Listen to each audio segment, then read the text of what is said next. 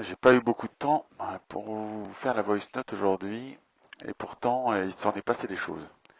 Le bord qu'on a fait tous les trois était vraiment fantastique. Un bord engagé dans de la mer, dans de la houle, et où effectivement chacun cherchait à faire le maximum de gains vers le sud pour sortir et pouvoir traverser ce premier front qui était difficile. Donc un front, c'est finalement ce qui se matérialise derrière une grosse tempête.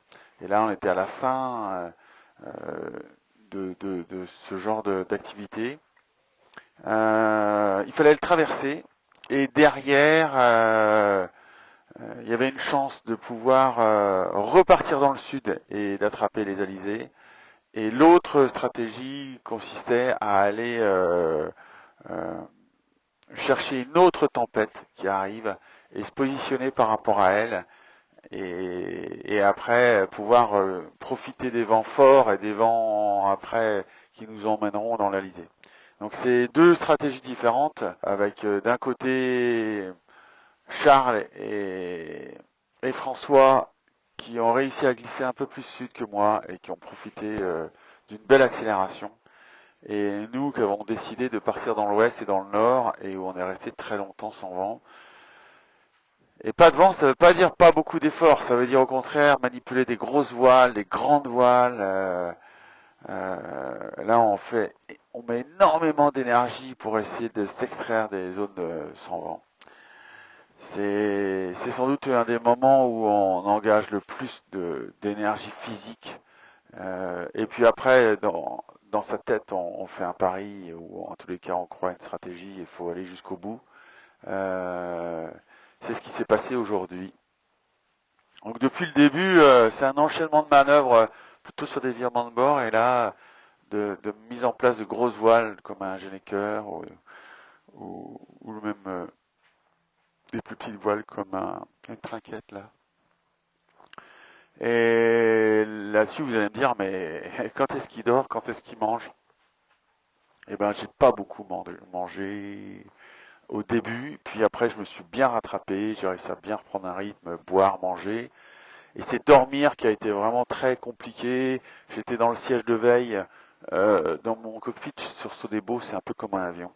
J'ai un siège dans lequel je peux être assis et piloter l'avion, et dans lequel je m'accorde des petites siestes, mais je dors pas franchement toujours très bien dans ce siège.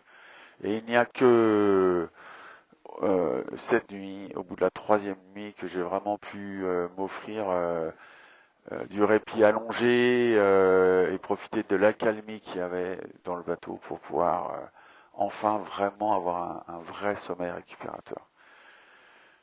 Et il était temps, ça c'est sûr,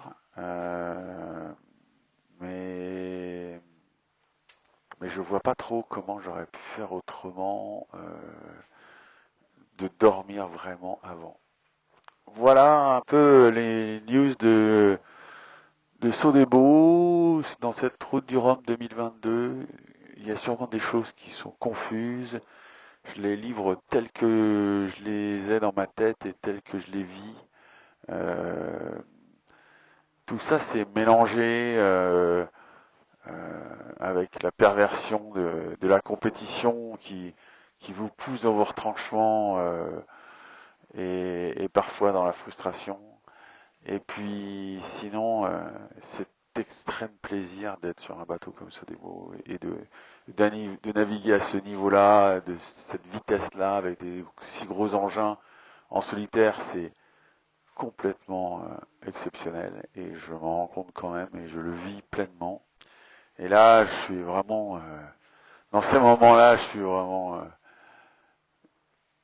très très heureux, quoi. Je vis quelque chose d'unique, je le sais, je vis quelque chose que je voulais trouver et que je cherche depuis des années.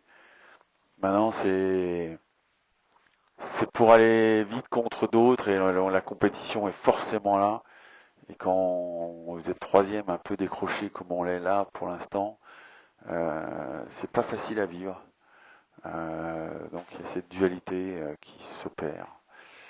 Euh, Voilà, je vais vous laisser aller effectivement finir de ranger mon cockpit, qui est pas si mal pour le coup, qui est pas si mal. J'ai réussi à vraiment.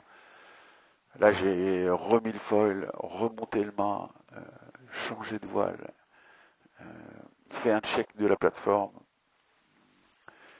et je vais manger. Je pense que là, ce soir, c'est un risotto et peut-être que je vais m'offrir une eau gazeuse un peu champagne. Voilà, je vous embrasse. J'ai sûrement été long, je m'en excuse, mais je suis toujours aussi content de vous envoyer cette petite voice note